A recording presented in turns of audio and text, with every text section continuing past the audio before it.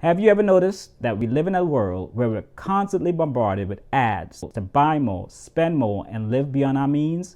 That is called consumerism. Let me show you how to avoid the plague of consumerism and live a life of freedom. Consumerism is the belief that buying and owning more goods leads to happiness and well-being. Actor and producer Edward Norton says consumerism is the core of everything that we do as a society, and we have to recognize that we have allowed it to create a world that is unsustainable. Statistics show that the average American carries around $8,000 in credit card debt. We're drowning in a sea of debt trying to keep up with a lifestyle that truly does not make us happy.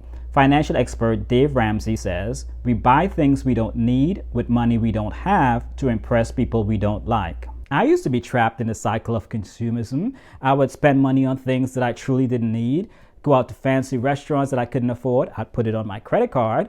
I'd buy new shoes when I had plenty. I would upgrade my phone when the old one worked just fine. These things made me feel good for a little while, but the feeling didn't last. Soon, I would be all stressed out after looking at my bank account and be frustrated at myself. I thought having more would make me happy, but all it did was make me anxious and unhappy with where I was. There was one particular moment where I was sitting in traffic, late for a job that I hated. My car looked nice, but that didn't matter because I was miserable. And that was a wake-up call for me. I realized that all the stuff that I had was just weighing me down, and I needed to go to that job that I hated to pay for the stuff that was weighing me down. One day, I stumbled upon this book called Your Money, Your Life by Joe Dominguez and Vicki Robin. The book talks about how we trade our life energy for money and how we need to reevaluate our relationship with spending. I'll put a link to that book in the description below. Anyway, so I started tracking my expenses and asking myself if each purchase was worth the hours of my life that I had to spend to earn the money for that purchase. And most of the time, the answer was no. The one thing that transformed my life was frugality. Now, some people equate frugality with being cheap, but frugality isn't about being cheap. It's about making smart choices with your resources, and it's about making decisions that aligns with your values and that will bring you true happiness. Frugality to me is not just about saving, being cheap, or depriving myself. It's about freedom. It's about taking control of my life and making choices that truly matter. When I embrace frugality, I realize that every dollar I save is not just money in the bank, but it's one step closer to a life that I wanted. Frugality gave me the power to say no to the things that didn't add value to my life. So instead of feeling trapped by consumerism, I started feeling liberated. I wasn't tied down by debt or the pressure to keep up with others. I was free to focus on what really brought me joy, whether that was spending time with loved ones, pursuing passions, or simply enjoying the peace of mind that comes with financial security.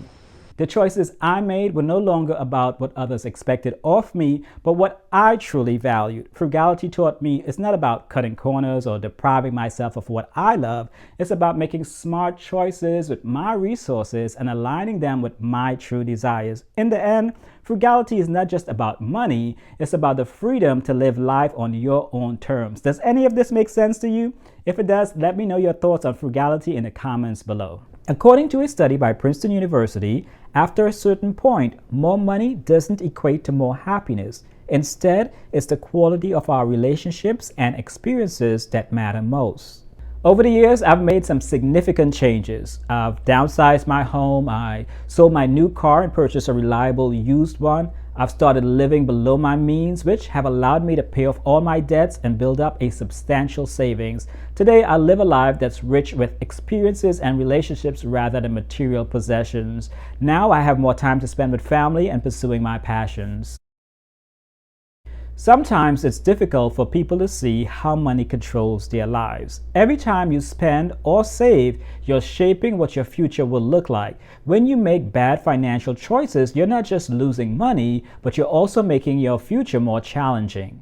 I choose to be careful with my money because I want to take care of my future self. I don't want to have to look back one day and regret making things more difficult when I could have made smarter decisions to make things easier down the road. Am I wrong in my thinking? Let me know.